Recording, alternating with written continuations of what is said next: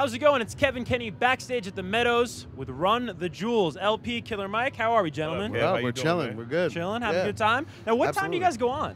6, I think. All right. Yeah. So, what's the mood like right now? You guys are touring veterans. I mean, touring experts with these festivals all year. But is it relaxed at this point?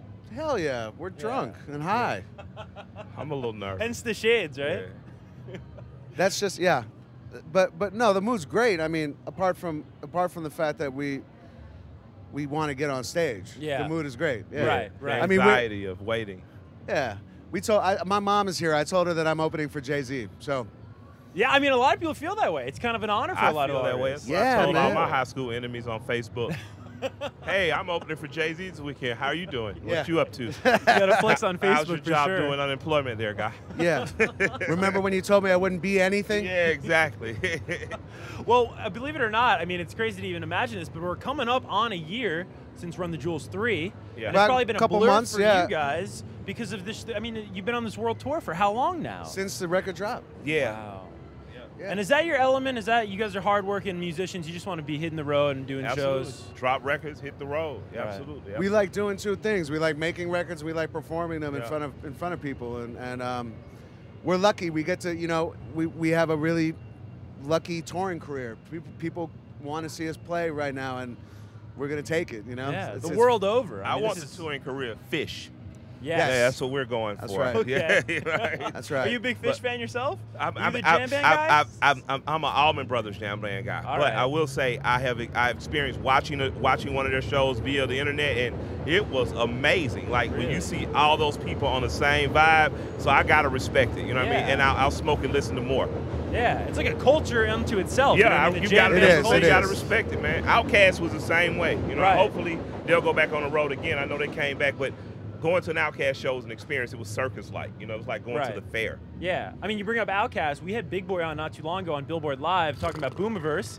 You know all about Boomiverse. You're on there, what, 2 or 3 times, I'm I on think? 3 joints with him. What's the history like with you and Big Boy? Because he actually spoke a lot about you when we talked to him on Billboard Live. Yeah, he jumped on Banana Clipper for us. He was like one Yeah. of the first big stars to like bless us. He was he was kind of the first. Yeah, exactly. When we did the first record, he was like, absolutely. he was the first dude to kind of be like, yes, I'll do this with you. So obviously that was through his relationship Yeah. with Mike. But he thought we were dope, and the record was dope. It was almost like a christening. Like when we formed Run the Jewels, it was an ode to the group, and we became a real group.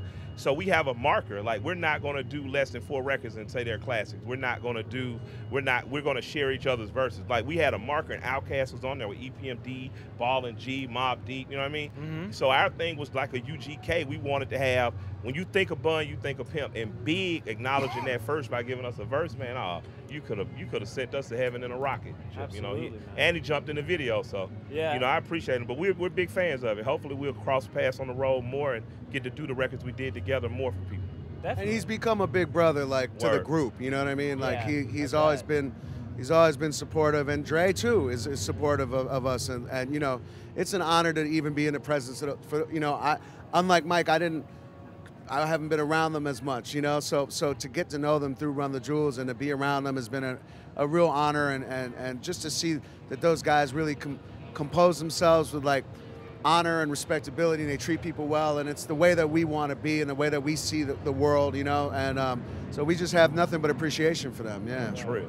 I want to ask you guys, since we have you here, about the way you use your platform, because I think it's remarkable, and I think you guys probably think why wouldn't we do this with our platform, you know, and why wouldn't, if we have these fans, why wouldn't we talk about politics and talk about social issues? But a lot of people don't have that courage, and I'm wondering where that courage, is that just innate to you guys to just go out and speak your minds? And you've done very cool things on the festival circuit. You know, at Glastonbury, you had Jeremy Corbyn introduce you, and Sure. I mean, here in the States, it speaks for itself, your track record. But where does that come from?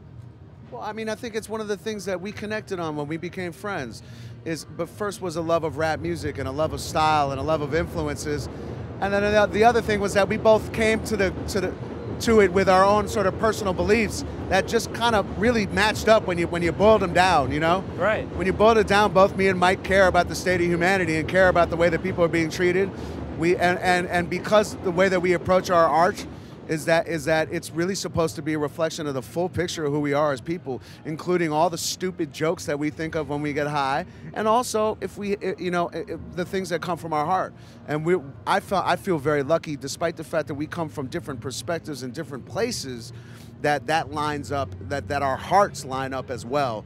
Because if it didn't, I don't know if Run the Jewels would be the thing that we poured all of our musical input into. We have to get that shit out. We have to say things that mean something to us just as much as I have to make a stupid dick joke. and you guys seem in such harmony. You're talking about these iconic groups. Answer ever to a socio-political rap question. Like, it's the truth. What do you guys disagree on? Even if it's small and even if it doesn't matter and it's Food. inconsequential, what's something that just grinds your gears about each other? Food, a couple of rock albums we don't agree on. Yeah. Food and rock albums, bro. We balance each other. We are a bit of a yin and yang, and I think that the trick has been, like, you get to a certain point, you're like, thank God we met at 35. Because you get to a certain point in your life where you learn to understand and accept people for who they are more than you try and cram them into your own, way of doing things, Now, we don't have much more time, but I do want to talk about something that's very important and cool, Mike, is this new clothing line that you started in the wake of the events that took place in Charlottesville. Can you tell us about this clothing line? I mean, I don't have a clothing line like I'm out pitching, like, hey, I have a clothing line, a flagship store. But there's at least one shirt that does exist. Yeah, I know. I mean, cool. There's more than one. I'm no Puffy. Like, you know what I mean? If I become Puffy, it's literally because I got high and accidentally did a cool T-shirt. I've met Puffy, and you, sir, are no Puffy. Exactly. Shouts out to Sean, man. Sean P. Diddy Combs. But no, I have ideas and things that I want to say or want to see on T-shirts. I put them on there. I partner with people like Daylight Curfew, who's our merch company, one of the merch companies we use. And now I have something cool coming out with Volcom also, that I just get my ideas out. So I'm not here to pitch the brand, but if you're a big guy, 3, 4, 5X, I got some cool stuff coming for you. And if you're just a smart aleck, who likes everything from Shaft to Mark Twain to smoking weed, I probably got some stuff for you too. I think you'll like it. There you go. All right, guys, best of luck when you hit the stage tonight, and thanks for taking the time here for Billboard. Thanks, man.